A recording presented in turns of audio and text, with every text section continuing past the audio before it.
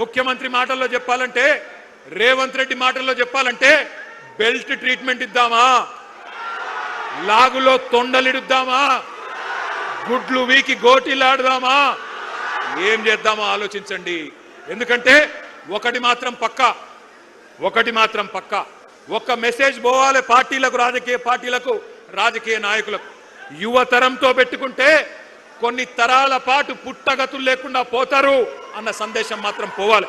అందుకే youth declaration పేరుతో cheat చేసిన ప్రియాంక గాంధీకి, కాంగ్రెస్ పార్టీకి, రాహుల్ గాంధీకి, రేవంత్ రెడ్డికి మీరు డెత్ డిక్లరేషన్ రాయాలని చెప్పి నేను హృదయపూర్వకంగా మిమ్మల్ని కోరుతా ఉన్నా. వాళ్ళ సావు దెబ్బ కొడితేనే, వాళ్ళకు డెత్ డిక్లరేషన్ రాస్తేనే వాళ్ళకు సోయొస్తుంది, బుద్ధి వస్తుంది. ఒక్కసారి యాద్ చేసుకోండి ఎన్ని వేషాలు. ఇక్కడున్న లోకల్ కాంగ్రెస్, కల్తీ కాంగ్రెస్ వాళ్ళు చెప్తే నమ్ముతలేరని చెప్పి ఢిల్లీకి వెళ్ళి టూరిస్టులను తీసుకొచ్చిండ్రు. హైదరాబాద్కి, ఆ రోజు అశోక్ నగర్కి, ఢిల్లీకి వెళ్ళి అధిష్టాన పుత్రుడు రాహుల్ గాంధీ వచ్చి హైదరాబాద్ నడిబొట్టున కూర్చొని ఛాయ్ తాగిండు, బిస్కెట్లు తిన్నాడు, మనకు కూడా కొన్ని బిస్కెట్లు వేసిండు. ఏమన్నాడు?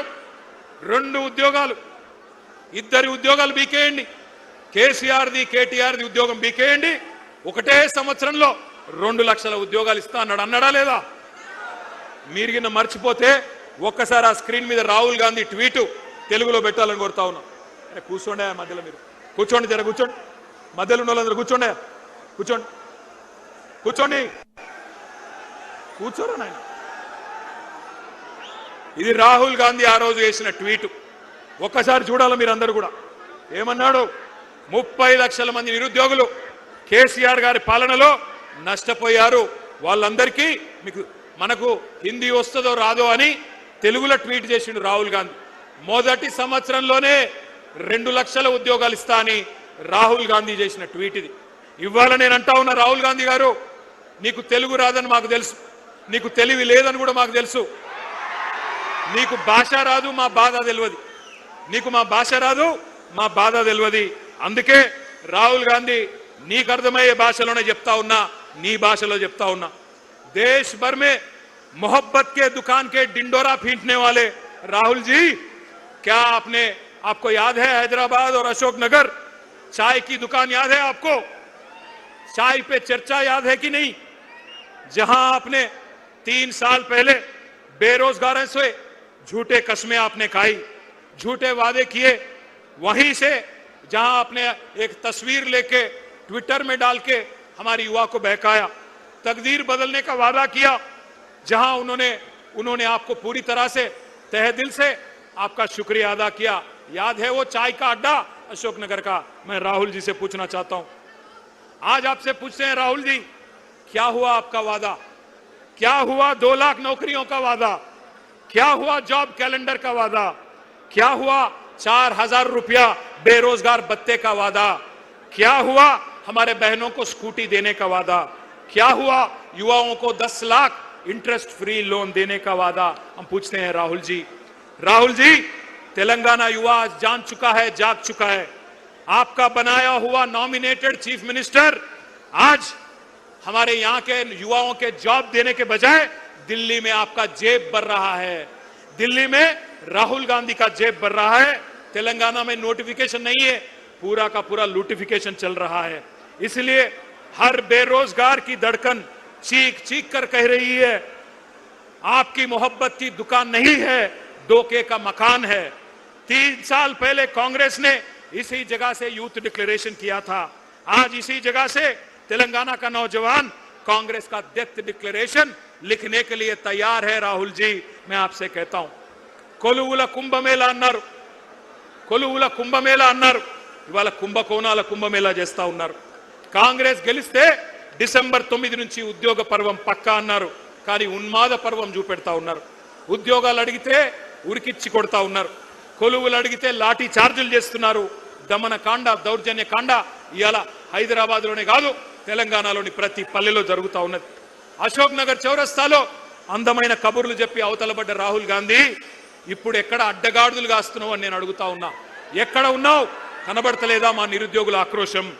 గల్లీలో నిరుద్యోగి ఆవేదన పడతా ఉన్నాడు, ఢిల్లీలో ఏ గుడ్డి గుర్రాల పనులు దొమ్ముతున్నావు రాహుల్ గాంధీ అని నేను అడుగుతా ఉన్నా.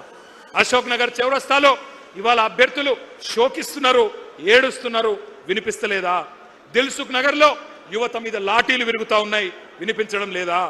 సిటీ సెంట్రల్ లైబ్రరీ మీద దాడులు, ఉస్మానియా క్యాంపస్ లో నిర్బంధాలు, ఆడబిడ్డలను చూడకుండా అనిత మీద, ఆస్మా మీద అర్ధరాత్రి కేసులు, అరెస్టులు. ఢిల్లీలో రాజ్యాంగం చేతిలో పట్టుకొని రాహుల్ గాంధీ గారేమో పోజులు, ప్రజాస్వామ్యం అని సుద్దపూస కబుర్లు. హైదరాబాద్ లో నడిబొడ్డున ప్రజాస్వామ్యం ఖూనీ అయిపోతుంటే పట్టించుకున్నవాడు లేడు. మరి రేవంత్ రెడ్డి గారు ఏం చేస్తున్నారు? ఆయన ఒకటే చేస్తున్నాడు, రాహుల్ గాంధీకి ప్రధానమంత్రి జాబ్ వచ్చేదాకా ఇడిచిపెట్టడట, పని చేస్తాడట. నిన్ను సీఎం చేసింది యువతకు జాబులు ఇవ్వమనా, లేకపోతే నిరుద్యోగి, రాజకీయ నిరుద్యోగి రాహుల్ గాంధీకి జాబ్ ఇవ్వమనా? ఆలోచించండి. మంచి పిహెచ్డి థీసిస్ తయారు చేయండి. ఓటు కోసం కోటి మోసాలు, కాంగ్రెస్ నాటకాలు అనే ఒక థీసిస్ చేయండి. అందరూ కూడా, దేశమంతా కూడా తెలిసి రావాలి. ఎంత విచిత్రం అంటే ఈ మధ్యన కొన్ని మాటలు వింటుంటే నాకే నవ్వు వస్తున్నది. రేవంత్ రెడ్డి ఈ మధ్యన కొన్ని వేదికల మీద నీతి సూక్తులు చెప్తున్నాడు. మాట శాశ్వతం, అధికారం శాశ్వతం కాదు అని రేవంత్ రెడ్డి అనే దౌర్భాగ్యుడు చెప్తుంటే కూడా వినాల్సి వస్తున్నది. ఏం చేయాల కర్మ. ఈ మధ్యన ఒక దగ్గర ఎక్కడో చూసిన టీవీలో, సోషల్ మీడియాలో నేను సాంప్రదాయిని, సుప్పిని, శుద్ధ పూసని రేవంత్ రెడ్డి సొక్కం మాటలు చెప్తే కూడా అట్లే అనిపిస్తున్నది. ఇక గీన చెప్పాలి మనం వినాలి. ఓటుకు నోటు దొంగ, 50 లక్షల రూపాయలతో అడ్డంగా దొరికిపోయిన దగుల్బాజీ గాడు ఇవాళ అవినీతి గురించి, నీతి గురించి, అశాశ్వతమైన అధికారం గురించి మాట్లాడుతుంటే నాకే గమ్మత్ అనిపిస్తా ఉన్నది. ఇంకా ఎన్ని ఫాల్తూ మాటలు. ఒక్కడు కాదు, కాంగ్రెస్ వాడు ప్రతి ఒక్కడు ఏమంటారు? ఒకడు 60,000 ఉద్యోగాలు ఇచ్చినామంటాడు, ఒకడు 70,000 ఇచ్చినా అంటాడు, ఒకడు 1,00,000 ఉద్యోగాలు అయిపోయినాయి అంటాడు. ఇక నాకు అర్థం కావట్లేదు. నేను ఒకటే అడుగుతా ఉన్నా, రేవంత్ రెడ్డి, కేసీఆర్ గారు ఇచ్చిన ఉద్యోగాలు, కేసీఆర్ ప్రభుత్వం ఇచ్చిన ఉద్యోగాలు, అవి నీ ఖాతాలో వేసుకోవడానికి కనీసం సిగ్గనిపిస్తలేదా? క్రెడిట్ చోరీ చేయడానికి కనీసం సిగ్గనిపిస్తలేదా? నేను ఈరోజు ఈ సరూర్ నగర్ వేదికగా ఇన్ని వేల మంది మా తమ్ముళ్ళు, చెల్లెల సాక్షిగా సవాల్ చేస్తా ఉన్నా, రేవంత్ రెడ్డి, 70,000 ఉద్యోగాలు నువ్వు ఇచ్చినట్టు నోటిఫికేషన్లతో సహా నీ ప్రభుత్వమే ఇచ్చినట్టు రుజువు చేస్తే శాశ్వతంగా రాజకీయ సన్యాసం చేసి నేను పోతా, రాజకీయమే వదిలేస్తా. మీ రాహుల్ గాంధీకి అవసరమైతే చేయగొడతా, నువ్వు రుజువు చేయి. 70,000 ఉద్యోగాలు నీ ప్రభుత్వం ఇచ్చినట్టు నోటిఫికేషన్లతో సహా దమ్ముంటే రుజువు చేయమని చెప్పి నేను కోరుతా ఉన్నా. తల లేదు, తోక లేదు. ఉద్యమ కాలంలో కూడా కేసీఆర్ గారు ఒక్కటే చెప్పిండ్రు, పిల్లలను జాగ్రత్తగా చూసుకోండి, వాళ్ళ నెత్తురు చిందొద్దు అని చెప్పినాడు. మీ అందరికీ అందుకే ఒక అన్నగా, ఒక సోదరుడిగా నేను మాటిస్తా ఉన్నా, ఖచ్చితంగా 2028లో 600 మళ్ళీ తిరిగి కేసీఆర్ గారు ముఖ్యమంత్రి అవుతారు.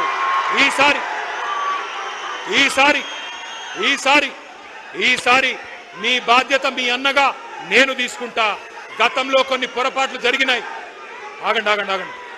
గతంలో కొన్ని పొరపాట్లు జరిగినాయి, కానీ ఈసారి అట్లా కాకుండా పూర్తి స్థాయిలో బాధ్యత నేను తీసుకుంటాను. ఒక అన్నగా మీకు అండగా నిలబడతాను. రాబోయే 2 ఏళ్లు పోరాటం చేద్దాం. ఆ తర్వాత అధికారంలోకి వచ్చినాక జాబ్ క్యాలెండర్తో సహా మీరు కోరుకున్న విధంగా నోటిఫికేషన్లు, మీరు కోరుకున్న పారదర్శకంగా మీ భవిష్యత్తుకు ఒక సోదరుడుగా నేను అండగా ఉంటానని చెప్పి బాధ్యతగా విజ్ఞప్తి చేస్తూ, పేరు పేరున మీకు నమస్కారాలు తెలియజేస్తూ, జై తెలంగాణ.